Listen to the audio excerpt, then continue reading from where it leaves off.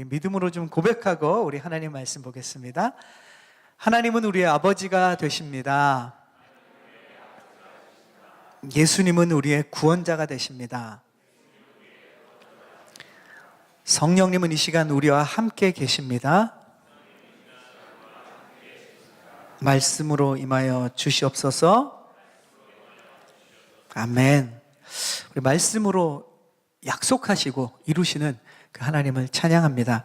순종 가운데 우리가 하나님 앞에 순종함으로 그 하나님의 능력을 우리 모두가 체험하길 원하고요. 특별히 또 여호수아 말씀을 보면서 하나님이 저와 여러분의 삶 가운데 그 일을 이루실 줄로 믿습니다.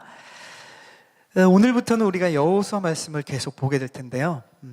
여호수아 말씀을 통해서 하나님께서 저와 여러분에게 말씀을 통해서 깨닫게 하실 뿐만 아니라 또 하나님이 하실 일들을 우리가 그 깨달음 안에서 멈추는 것이 아니라 순종함으로 하나님이 우리의 삶 가운데 그 일을 이루실 줄로 믿습니다.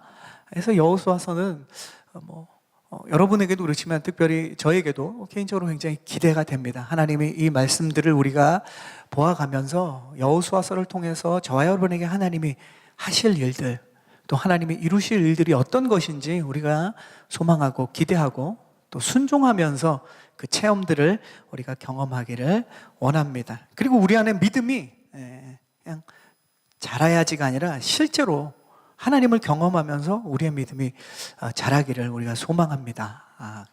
저만 기대하나요? 네, 이제 계속 우리 여호수아서를 보게 될 거예요. 하나님이 정말 이 여호수아서 말씀을 통해서 우리에게 동일한 능력과 은혜를 주시리라고 믿습니다. 오늘은 첫째 날이어서 잠깐 여호수아서의 어떻게 보면 주인공과 같은 이 여호수아에 대해서 잠깐 말씀을 드리면, 그 여호수아는 그 우리가 알고 있는 그 여호수아의 이름이지 않습니까? 근데 본명은 아닙니다. 본명은 호세아입니다. 그런데 모세가 이 호세아를 여호수아라고 불렀더라라는 구절 말씀이 나오죠. 호세아와 여호수아의 차이는 무엇인가? 이름만 보자면 이 호세아는 구원이라는 명사입니다. 단어입니다. 구원. 호세아는 구원이라는 단어예요. 근데 여호수아는 뭐냐? 동사입니다. 그러니까 하나님이 구원하신다라는 뜻이죠. 명사와 동사에 큰 차이가 있느냐? 이 이름의 의미를 좀 생각해 보면 사실은 좀 큰 차이가 있죠. 구원이라는 것을 생각하면 그것은 어쩌면 우리에게 의미, 개념, 뜻인지도 모릅니다. 하나님은 구원이시다. 구원이지. 근데 동사로 되면 어떻게 하냐면 하나님은 구원하신다는 거예요. 그러니까 우리가 알고 있는 것이 끝나는 것이 아니라 그 알고 있는 것이 우리의 삶 가운데 실제적으로 드러나고 경험되어지고 역사한다는 겁니다. 그러니까 이 호세아가 여호수아라고 불려졌다라는 것을 우리의 삶에 조금 더 이름만 가지고 우리가 기대하고 소망하는 것은 하나님이 저와 여러분의 삶에 구원이시다. 구원, 하나님은 구원이다. 이것으로 끝나는 것이 아니라 실제로 저와 여러분의 삶에 하나님께서 구원하시고 역사하시는 것을 우리가 경험하고 우리가 그것을 통해서 진짜 하나님이 구원자이시다라는 것을 믿음으로 고백하는 데까지 나아가기를 소망하는 것이죠. 그래서 우리가 여호수아 또 여호수아서를 보면서 하나님의 그 구원이 내 삶에서 실제로 일어나는구나, 실제로 경험되어지는구나, 이것을 기대하면서 우리가 여호수아서를 봤으면 좋겠습니다. 아멘. 그리고 이 이름에 대해서 한 가지를 더 얘기하면 이 여호수아라는 말은 히브리식 발음이잖아요. 이것이 이제 헬라식으로 발음하면 예수예요. 그러니까 여호수아와 예수는 같은 말입니다. 그 언어적인 발음의 차이인 것이죠. 그러니까 우리가 여호수아서를 통해서 구약에 하나님이 이스라엘 백성들에게 하신 일들, 그 놀라운 구원의 역사들을 거기서 알고 깨닫고 우리의 삶에 경험하는 것으로 끝나는 것이 아니라 결국 우리가 궁극적으로 최종적으로 나가야 되는 것은 바로 그 모든 하나님의 구원의 역사를 완성하신 예수 그리스도께까지 나아가는 것이죠. 그래서 우리는 이 여호수아서를 통해서 바로 우리의 인생의 구원자이시고 실제로 구원하시고 그 모든 구원을 완성시키시는 그 예수님을 저와 여러분이 이 여호수아서를 통해서 깊이 만나기를 기대합니다. 아멘. 이 마음을 가지고, 이 개념을 가지고 우리는 계속 여호수아서를 보게 될 것입니다. 또 한 가지, 우리가 여호수아서를 보기 전에 한 가지 알아야 할 내용은 무엇인가? 하나님께서 우리를 구원하시는 것, 그것을 우리가 우리의 삶에서 직접적으로 경험하길 원하고 또 경험하게 될 텐데, 그러기 위해서 필요한 것이 한 가지가 있다는 거죠. 아주 중요한 한 가지가 있다는 겁니다. 하나님은 우리에게 구원이 되시고 실제로 우리의 삶에 구원하시기로 약속하시고 그 구원을 계획하시고 우리를 이끄시는데, 우리가 그 구원을 우리의 삶에서 실제적으로 경험하려면 우리에게 필요한 것이 무엇이냐? 여호수아서에서는 한 가지 가장 중요한 핵심을 이야기합니다. 그건 뭐냐면 순종이에요. 하나님은 우리를 구원하시기로 다 계획하시고 우리를 구원의 길로 다 준비해 놓으셨어요. 그리고 그것을 주시기로 다 약속하시고 일하십니다. 그런데 그것을 우리가 경험하기 위해서 우리에게 필요한 것이 뭐냐? 순종이라는 것을 여호수아서는 계속 이야기할 겁니다. 그래서 우리는 이 여호수아서를 통해서 하나님 앞에 그 순종함으로 얻게 되는 하나님의 우리의 삶에서의 구원하시는 역사들을 우리가 체험하게 될 거예요. 이것은 우리가 계속 이 말씀을 예배 가운데 설교 말씀을 듣는 것으로 끝나는 것이 아니라 우리의 삶에서 순종함으로 날마다 경험하게 될 줄로 믿습니다. 아멘. 바로 우리에게 필요한 것이 순종이라는 것을 여호수아서는 이야기합니다. 그래서 그런 측면에서 여호수아서는 순종의 책이다라고 얘기할 수 있습니다. 여호수아서의 이야기는 순종의 스토리예요. 그 전에 이 모세 세대와 여호수아 세대의 가장 큰 차이는 바로 이 순종에 대한 이야기들이 나옵니다. 이스라엘 백성들을 보십시오.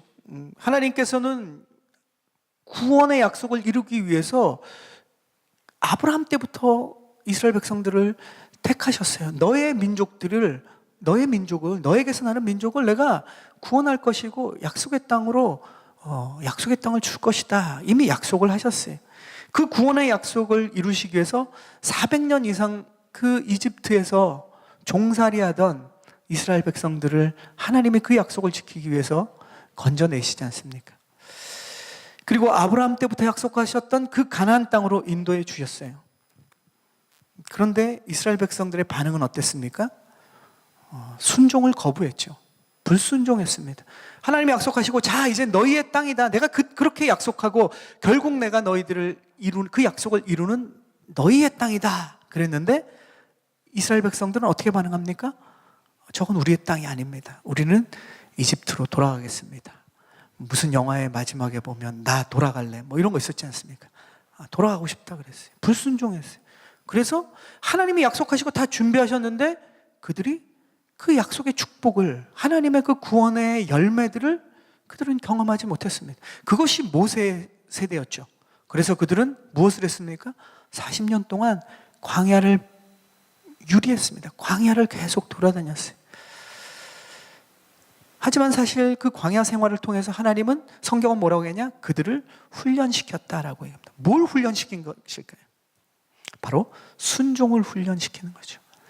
너희의 능력과 계획으로 되는 것이 아니라 하나님의 구원의 그 약속과 실체들은 바로 하나님 앞에 순종함으로써 다 얻게 될 것이라는 훈련이 시작된 겁니다. 이제 모세의 그 함께 했던 사람들, 그 모세 세대가 지나갔어요. 40년이 지났습니다. 다 그들은 이제 죽게 되었다라고 성경은 이야기하죠.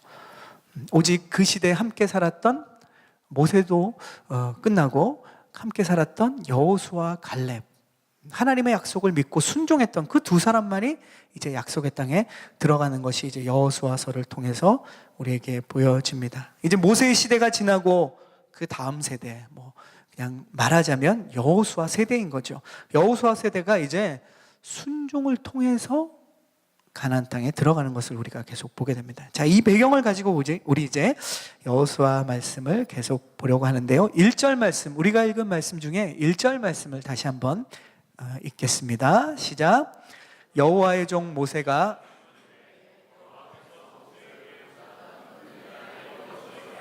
말씀하셨습니다. 그 요로 다케시라는 일본의 해부학 교수가 있습니다. 네, 별로 이제 해부학이나 그쪽 의대 전공하지 않으신 분은 잘 모르실 거예요. 저도 모르다가 책 한 권을 얻게 됐는데 그 책에 보니까 뭐 인생에는 끝이 있다 뭐 이런 책이에요. 그분이 쓴 책인데 이 아주 중요한 오늘 말씀과 나누기에 아주 중요한 말이 거기 있었습니다. 이 죽는다라는 말이 이상한 말이라는 거예요. 왜냐하면 죽는다라는 말은 단어로 치면 동사잖아요. 동사. 그죠? 죽는다 동사예요. 근데 동사는 어떤 뜻을 가지고 있습니까? 움직일 동자를 쓰잖아요. 그러니까 죽는다라는 말이 동사라는 게 말이 안 된다는 거죠. 죽는다라는 것은 움직임이 없는 상태가 죽는 거잖아요. 근데 어떻게 동사를 쓸 수 있느냐? 그분의 이야기는 그겁니다. 죽음은 움직이지 않는데. 그래서 다케시 교수는 뭐라고 얘기하냐면 죽는다라는 말 대신에 해부학 교수이기 때문에 시체라는 말을 씁니다. 어떻게 보면 그 단어가 굉장히 과격하고 딱딱한 언어죠. 어떻게 보면 듣기에 굉장히 좀 섬찟하고 듣기 싫은 단어죠. 근데 결국 그가 말하려는 것은 이거예요. 보통 일상에서 우리가 죽는다, 죽음이라는 단어를 우리가 이야기하지만 그것을 현실적으로 받아들이지 않는다는 거예요. 우리가 실질적으로 우리에게 느껴지지 않기 때문에 진짜로 우리가 느낄 수 있는 그 죽는다, 죽음이라는 것이 무엇인지를 느끼려면 시체라는 단어가 더 현실적이고 와닿는다는 거죠. 여러분은 어떻습니까? 죽는다, 죽음, 이것이 얼마나 여러분에게 실질적으로 와닿습니까? 근데 모르겠어요. 시체라는 단어를 들으면 뭔가 좀 더 현실적입니까?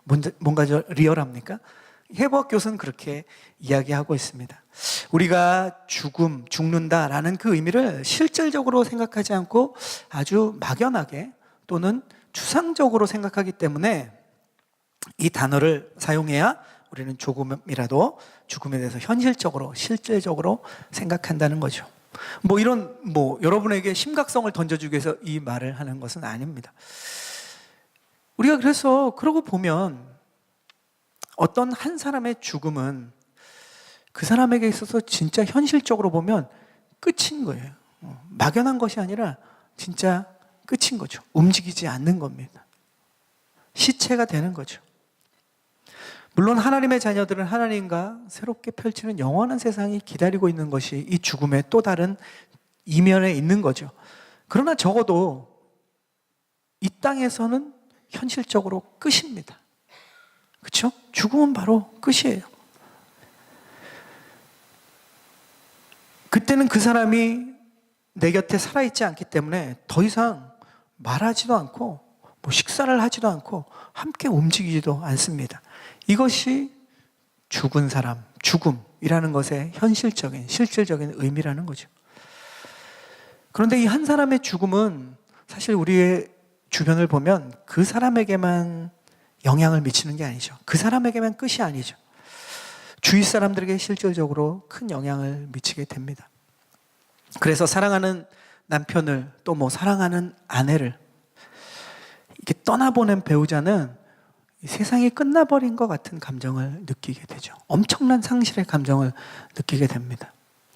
사랑하는 부모님을 떠나보낸 자녀들도 그 경험을 하게 되죠. 만약에 혹여나 자녀가 먼저 내 곁을 떠난다면 그 빈자리도 무엇으로도 대신할 수 없는 거죠. 그러한 엄청난 헤어짐이 죽음의 현실이라는 거죠. 실질적인 빈자리라는 거죠. 너무 큰 빈자리라는 거예요. 지난주에도 저가 한국에서 같이 온누리교회에서 그 예배본부에서 예배 사역하던 우리 파트 전도사님이었는데 이제 쭉 사역하셔서 청년부에 이제 목사님으로 예배 사역하는 목사님이 계신데 쌍둥이를 낳았어요. 5개월 전에. 근데 그 쌍둥이의 한 아이가 5개월을 이 땅에서 지내다가 지난주에 하늘나라로 갔습니다. 병 가운데 이 5개월을 함께 하면서 그 아버지인 그 목사님이 이렇게 글을 쓴 게 있었어요. 하나님을 믿는 믿음, 하나님을 신뢰하는 믿음은 내 안에 있는데 또 내 안에 또 다른 감정이 있는 거죠. 이 자녀를 떠나보내면 어떻게 할까 하는 그런 불안감과 그리고 또 이 흔들리는 그 감정이 있는 거죠. 하나님에 대한 여러 가지 또 사역에 대한 사람들에 대한 감정을 적어놓은 글을 봤어요. 근데 지난주에 본인이 올린 게 아니라 이제 동료 목사님이 이제 소천의 소식을 제가 듣게 됐는데 사실 뭐 저도 글을 남기고 싶었는데 한 주 동안 고민했습니다. 그냥 뭐 한 줄로 페북에 남기기가 너무 그래서 굉장히 고민을 많이 했어요. 그래서 어제, 그러니까 오늘이죠. 어제 설교를 다 준비하고 오늘 이제 새벽에 마무리하면서 오늘 새벽에 이제 마무리해서 글을 짧게 올렸는데 참 뭐 그 가족의 뜻에 따라 빈소도 마련하지 않았다라고 이렇게 알려왔더라고요. 그 목사님께 뭐라고 말을 할 수 있겠습니까? 그 자녀의 빈자리를 아무것도 대신할 수는 없는 거죠. 이렇게 죽음은 본인에게도 그렇지만 그 주변에 사랑하는 사람들에게 또 주변 사람들에게 실질적인 영향을 미치는 것이 죽음입니다. 이것은 막연한 것이 아니고 정말로 현실적이라는 것을 우리는 알게 됩니다. 그런데 오늘 우리가 읽은 1절에 여호수아서 새로운 시작을 하는데 무엇으로부터 시작하고 있습니까? 우리가 읽은 1절에 보면 모세가 죽었다라는 거예요. 이것은 그냥 누가 죽었구나 이러한 막연한 것이 아니라 이 여호수아와 이스라엘 백성들에게는 실질적인 현실적인 거예요. 그리고 그 빈자리는 상상 이상으로 큰 빈자리라는 거죠. 홍해를 가르는 하나님의 지팡이를 가졌던 사람, 아무도 꿈꾸지 못했던 꿈을 하나님으로부터 받고 그 모든 백성을 이끌고 행진했던 사람입니다. 하나님의 영광을 유일하게 마주 보았던, 하나님과 대면하며 이야기를 나눴던 사람, 하나님이 평가하시죠. 이 세상에서 가장 온유했던 사람, 하나님의 그 계명을 돌판에 받아서 하나님의 산을 내려왔던 사람입니다. 그리고 이스라엘 백성들은 다 노예 출신이에요. 교육이란 걸 받아본 적이 없어요. 태어나서 죽을 때까지 피라미드 짓느라고 속칭 노동만 했던 사람들이에요. 근데 모세는 어떻습니까? 태어나서 40년간 왕궁에서 살면서 그 당시에 가장 최고의, 전 세계에서 가장 최고의 사교육을 받았던 사람입니다. 그리고 이스라엘 백성들은 이집트에서 노역만 했지 이집트의 그 비옥한 땅에서 노동만 했지 험난한 광야와 산을 경험해 본 적이 없었던 사람이죠. 근데 모세는 어떻습니까? 40년 동안 이집트에서 그러한 사교육을 받고 왕궁에서 자랐지만 그 이후 40년 동안은 그는 미디안 광야에서 살았던 사람이에요. 광야에 대해서 40년을 경험했던 사람입니다. 그러니까 이스라엘 백성들과는 전혀 다른 사람이었죠. 모든 것을 사실 경험했고 모든 것을 이스라엘 백성들이 볼 때는 모든 것을 가졌던, 정말 우리와는 달랐던 유일한 사람, 그 사람이 지금 죽은 거예요. 눈앞에서. 더 이상 모세는 움직이지 않습니다. 움직이지 않기 때문에 그를 따라갈 수가 없는 거예요. 이것으로부터 여호수아서는 시작하고 있습니다. 모세가 죽은 것은 모세만 멈춘 것이 아니라 그를 의지하고 따르던 여호수아에게는 엄청난 충격이었죠. 뿐만 아니라 이스라엘 백성들 전체에게도 충격이었습니다. 그의 빈자리는 이스라엘 백성들에게 어느 것으로도 메꿀 수 없는 그런 빈자리였습니다. 어떤 다른 사람으로도 채울 수가 없는 자리죠. 1절에서 우리가 읽은 말씀에 보면 성경이 말한 대로 모세는 누구라고 성경은 이야기하냐? 하나님의 종이라고 얘기합니다. 그 당시 이스라엘에서 유일한 하나님의 종 모세, 그가 죽었다라고 얘기합니다. 그리고 뒤에 이제 여호수아를 소개하지 않습니까? 근데 여호수아는 누구라고 얘기합니까? 하나님의 종 모세와는 대조적으로 모세를 보좌하던 보좌관, 이렇게 합니다. 그리고 개역 성경에 보면 모세를 수종을 들던, 다른 말로 얘기하면 수발을 들던 비서처럼 일하던 여호수아라고 소개하고 있습니다. 그냥 여호수아는 그저 모세를 따라다니던 사람이었어요. 우리에게 우리가 의지하고 있던 어떤 사람이 또 우리가 의지하는 어떤 사람도, 또 우리가 의지하는 어떠한 것도 아무리 그것이 소중하고 또 우리가 함께 있을 것 같지만 갑자기 우리 곁을 떠나가게 되죠. 우리 곁에 계속 남아있는 것은 아무것도 없습니다.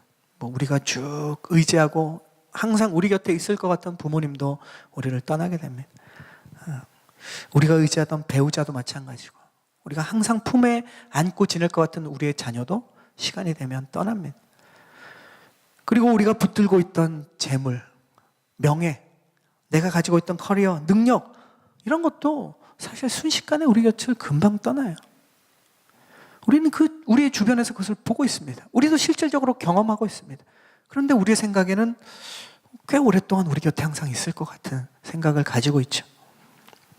항상 내 곁에 있을 거라고 쉽게 생각하지만 어느 순간 우리 곁을 갑자기 떠납니다. 그때 우리가 느끼는 것은 무엇입니까? 어떤 감정입니까? 위기감이죠. 그때를 우리는 위기의 순간이다라고 이야기합니다. 더 이상 우리가 의지할 수 있는 대상이 없기 때문에 그 순간 우리는 위기라고 생각을 하는 거죠. 그러면 위기가 찾아오면 우리는 어떻습니까? 긴장하게 돼요. 그리고 쉽게 낙심하게 됩니다. 그리고 우리가 원하지는 않지만 엄청난 두려움이 우리를 엄습하게 되는 거죠. 지금 여호수아와 이스라엘이 그 위기의 상황입니다. 이런 위기, 이런 긴장과 걱정, 그런 낙심과 두려움 가운데 있는 그들에게 하나님은 오늘 말씀하시는 거예요. 우리가 집중해야 되는 것은 뭐냐? 오늘 읽었던 1절에 마지막에 있습니다. 뭐라고 하느냐? 하나님께서 말씀하셨다라는 거예요. 1절에서 그래서 처음에 모세가 죽었다라고 시작하지 않습니까? 모세의 죽음과 대비되는 것은 여호수아가 아니에요. 모세의 죽음과 대비되는 것은 마지막 1절의 마지막에 있는 하나님이 말씀하셨다라는 거예요. 모세의 죽음에 대해서 우리는 생각할 때 그러면 이제 여호수아 이렇게 생각하지만 오늘 1절에서 성경은 모세의 죽음과 하나님이 말씀하셨다라는 그 두 가지를 지금 대비시키고 있습니다. 이것은 무엇입니까? 우리에게 찾아오는 위기에 있어서 그 위기의 순간 우리가 느끼는 그러한 근심과 걱정과 낙심과 두려움에 대해서 우리는 다른 대안을 찾는 것이 아니라 하나님이 우리에게 말씀하신 것이 무엇이냐, 하나님께 집중하라고 성경은 이야기하는 거예요. 그러한 위기의 상황 가운데 하나님이 말씀하시는 것은 무엇이냐? 우리가 바라보는 것은 위기의 환경이고 우리가 느끼는 것은 위기의 그 상황이지만 그것을 넘게 하는 것은 여호수아의 능력이 아니라 하나님의 말씀이라는 거예요. 상황은 어려운데 하나님은 말씀하십니다. 무엇을 말씀하시느냐? 내가 너희를 이끌겠다는 거죠. 내가 약속한 것을 너에게 지키겠다는 겁니다. 이것이 하나님이 저와 여러분에게 하시는 말씀입니다. 우리가 위기 가운데 하나님의 말씀을 붙잡고 거기로부터 우리가 진짜 용기를 얻기를 주님의 이름으로 축복합니다. 아멘. 거기서 바로 우리는 하나님의 능력을 경험하게 되는 거죠. 위기 가운데 하나님 주시는 용기를 얻고 약속을 붙잡고 오히려 응답을 받을 수 있는 그 약속의 말씀이 우리 2절에 나옵니다. 우리 2절 말씀을 우리 힘차게 함께 읽어보겠습니다. 시작. 내 종 모세가 죽었으니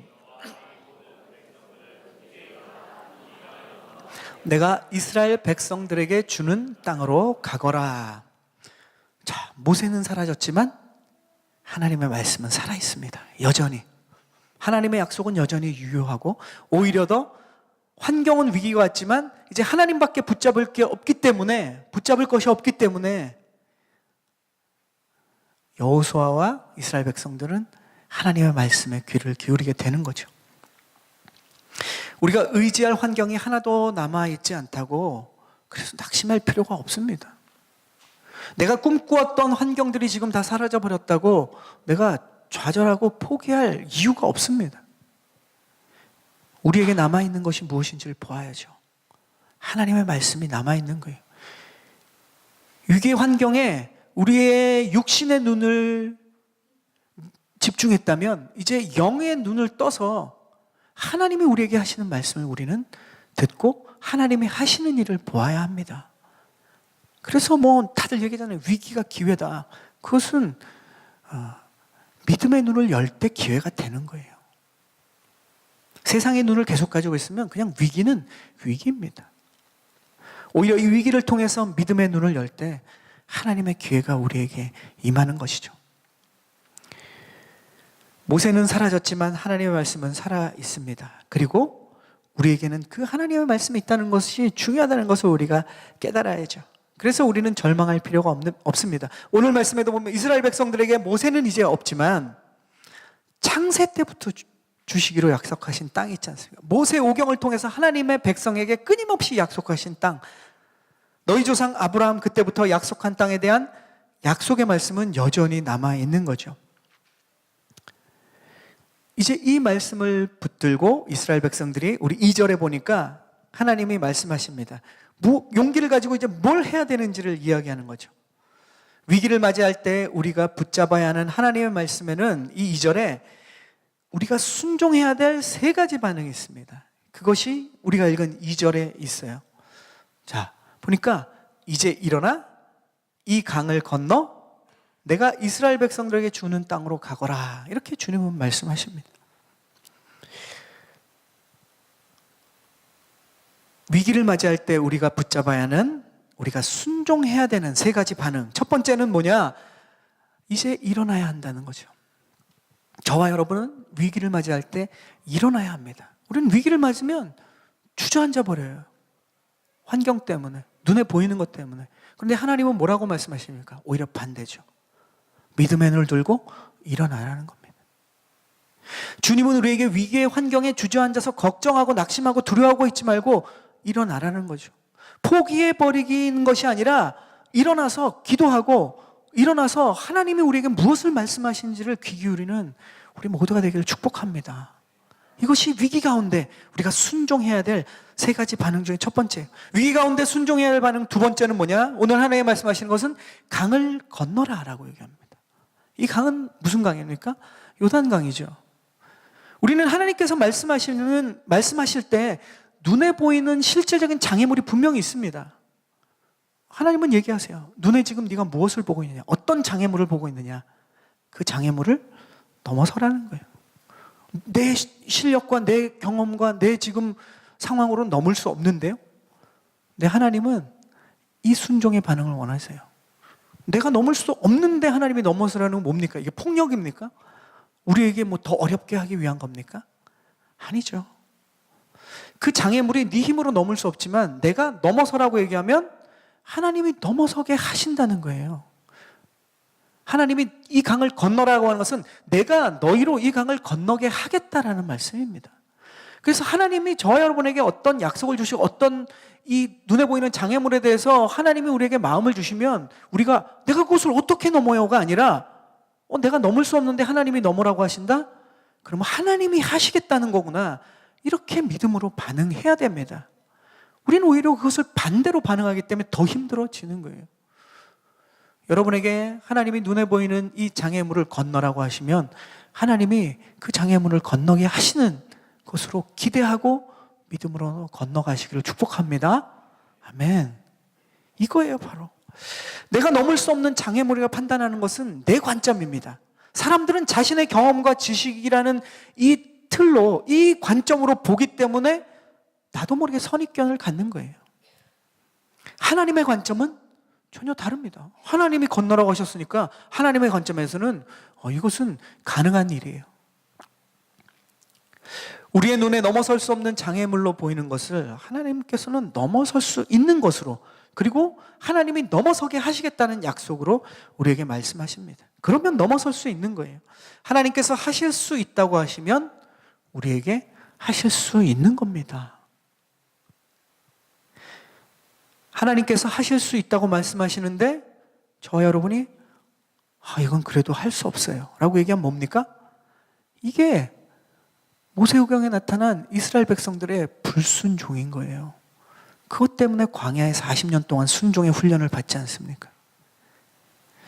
모세의 세대가 그랬죠. 약속의 땅의 거인들을 보고 장애물이라고 생각했어요. 이 장애물 절대 이길 수 없다. 우리는 그들의 앞에 보면 메뚜기다.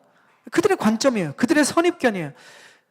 자신의 경험과 지식으로 이스라엘 백성들이 판단해 보니까 그 거인들은 자신들의 눈에는 넘어설 수 없는 장애물이었습니다. 모세의 세대는 그래서 불순종했다라고 성경은 이야기하는 거예요. 결국 하나님께서 주시겠다고 하신 약속의 말씀은 있지만 그들이 불순종함으로 그 땅을 얻지 못했죠. 그러나 우리가 이제 보게 되는 여호수아 세대는 어떻습니까? 하나님께서 장애물을 넘어서라 라고 하실 때 그들이 변한 것은 아무것도 없었어요. 그런데 하나님의 관점을 가진 거죠. 그들은 순종했습니다. 아무것도 준비된 거 없고 달라진 것이 없었지만 하나님이 결국 그 장애물을 넘어서게 도와주시는 거죠. 우리는 여호수아서를 통해서 이제 앞부분에 그 놀라운 사건을 보게 될 것입니다. 그들이 순종할 때마다 하나님께서는 장애물을 하나하나씩 다 없애줘요. 여호수아서에는 그러한 일들로 가득합니다. 그들이 연약하기 때문에 때로는 넘어진 적도 있어요. 여호수아서 안에도 완벽한 인간은, 완벽한 믿음을 가진 사람은 없습니다. 넘어지긴 하지만 전체적인 흐름은 어떤 내용들을 성경 안에서 여호수아서에서 얘기해 주냐? 이스라엘 백성들이 장애물을 만나요. 그들의 눈으로는 불가능한 거예요. 근데 하나님이 약속을 주세요. 그래서 그들은 믿음의 눈으로 순종하고 그 장애물을 향해 갑니다. 그럼 하나님이 그 장애물을 하나하나씩 없애주세요. 하나하나 순종할 때마다 하나하나 장애물을 없애줘요. 한꺼번에 장애물을 싹 없애주면 그냥 쫙 가면 좋은데 그렇게 안 해주세요. 우리의 인생도 그렇지 않습니까? 그냥 내 앞에 이런 장애물들이, 내 미래에 있을 수많은 장애물들이 실질적으로 내 눈앞에 지금 몇 개의 장애물들이 보이는데 하나님이 도미노처럼 한 방에 싹 쓸어주시면 좋은데 그렇게 안 해주세요. 그것은 하나님의 방법이 아닙니다. 그것은 우리의 신앙을 망치는 일이기 때문에 하나님이 그렇게 안 하세요. 하나하나 우리가 순종할 때마다 하나하나 그 장애물을 넘어서게 하세요. 여호수아서를 통해서 우리의 믿음의 법칙들을 보여주십니다. 우리는 그것을 배우게 될 겁니다. 우리의 눈에 보이는 장애물을 향해 우리가 나아갈 때 내 눈으로, 내 관점으로 판단하지 마십시오. 이건 모든 사람이 봐도 똑같아. 그건 세상의 관점이에요. 하나님이 이 강을 건너라 하시면 믿음으로 순종하기를 축복합니다. 그리고 하나님이 하시는 일을 우리가 경험해야죠. 자, 위기 가운데 순종해야 될 반응. 마지막으로 세 번째는 하나님이 뭐라 그러냐? 하나님이 주시는 그 땅으로 가라라고 얘기하십니다. 자, 이것은 아까 눈에 보이는 장애물과는 조금 다릅니다. 강을 건너는 것과 이 약속의 땅으로 가라는 것은 조금 달라요. 우리가 아까 두 번째로 나눴던 눈앞에 보이는 장애물은 눈에 보이는 겁니다. 눈앞에 장애물이 보이기 때문에 그 장애물을 순종함으로 멈추지 말고 넘어서라라고 얘기했다면, 지금 이 세 번째는 뭐냐면 아직 눈에 보이지 않는 하나님의 완전한 약속이에요. 장애물은 바로 눈앞에 보이는데 하나님이 지금 얘기하신 이 약속의 땅 차지하리라고 다 너에게 주었다라고는 이 약속의 땅은 지금 보이지 않는 거예요. 그러니까 두 번째와 세 번째는 좀 다른 것이죠. 눈앞에 보이는 장애물 앞에서는 멈추지 말고 순종하라는 말씀을 얘기하셨다면, 지금 마지막으로 얘기하는 하나님이 너에게 주시겠다고 하는 그 땅으로 가라라고 하는 것은 아직 눈에 보이지 않는 하나님의 약속을 붙잡는 순종에 대한 말씀을 하시는 거예요. 위기가 찾아오면 우리가 어떻게 되냐? 단기적으로는 바로 눈앞에 보이는 장애물 때문에 우리가 어려워하죠. 근데 우리가 위기가 찾아오면 장기적으로 우리에게 주는 어려움은 뭡니까? 하나님이 약속하신 그 실체가 보이지 않는다는 어려움이 우리에게 또 있는 거예요. 그것은 장기전입니다. 단기전은 내 눈앞에 장애물이 우리를 어렵게 하지만, 장기전으로 보면 하나님이 분명히 약속하셨는데, 하나님 믿음을 주신데 내가 아무리 내 현실을 보면 하나도 보이지 않는 하나님의 그 약속의 실체 때문에 우린 또 어려워하는 거예요.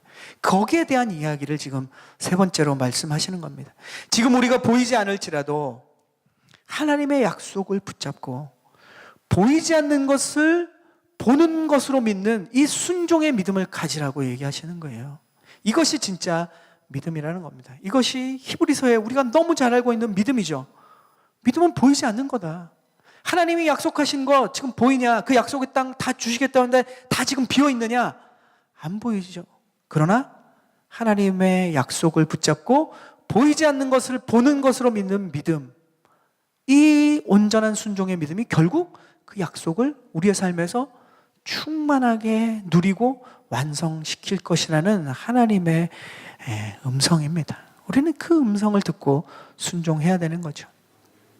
이 믿음이 우리로 하여금 여러분 각자에게 하나님이 약속하셨던, 아직 실체가 보이지 않는다고 해도 까마득히 멀어 보이고 절대 내 손에 다가올 것 같지 않은, 얻어질 것 같지 않은 그러한 모습일지라도 하나님이 약속하셨다면 저와 여러분의 삶 가운데 반드시 이루실 줄로 믿습니다. 아멘. 보이는 장애물을 보지 마시고 보이지 않는 하나님의 온전한 그 약속은 믿음의 눈으로 바라보는 우리 모두가 되길 축복합니다. 아멘. 여호수아와 이 이스라엘 백성들에게 우리가 오늘 여호수아서 처음을 읽었는데요. 모세의 죽음이라는 엄청난 위기가 그들에게 있었어요. 여러분에겐 지금 어떤 것이 위기입니까? 여러분이 지금 체감하고 있는 위기는 어떤 겁니까? 그 위기 때문에 여러분이 느끼는 여러분의 머리를 지금 터지게 만드는 걱정은 어떤 것이 있습니까? 그 위기 때문에 여러분이 지금 낙심해버리고 주저앉아 있고 두려워하고 있는 것은 무엇입니까? 오늘 하나님께서 주는 약속의 말씀으로 저와 여러분이 새 힘을 얻고 용기를 얻기를 축복합니다. 아멘. 위기 앞에서 주저앉아 있지 말고 주님의 말씀처럼 일어나십시오. 장애물 때문에 멈추지 말고 일어나십시오. 눈앞에 보이는 장애물이 있다면 내 판단을 버리고 할 수 있다는 주님의 말씀을 붙잡고 그 강을 건너시기를 축복합니다. 아멘. 그리고 아직 보이지 않을지는 모르지만 순종의 믿음으로 하나님의 약속하신 그 주신 땅으로 계속 걸어나가는 우리 모두가 되기를 축복합니다. 하나님의 축복을 우리가 그래서 결국에는 이루어내고 정말 하나님이 얼마나 선하시고 신실하신 분이신지를 우리 삶 가운데 체험하고 그것을 증거하고 나눠주는 우리 모두가 되기를 축복합니다. 여호수아서를 통해서 그 순종의 믿음을 우리가 날마다 경험하고 또 우리 한 주간도 우리의 삶의 자리에서 누리는 우리 모두가 되기를 주님의 이름으로 축원합니다. 아멘.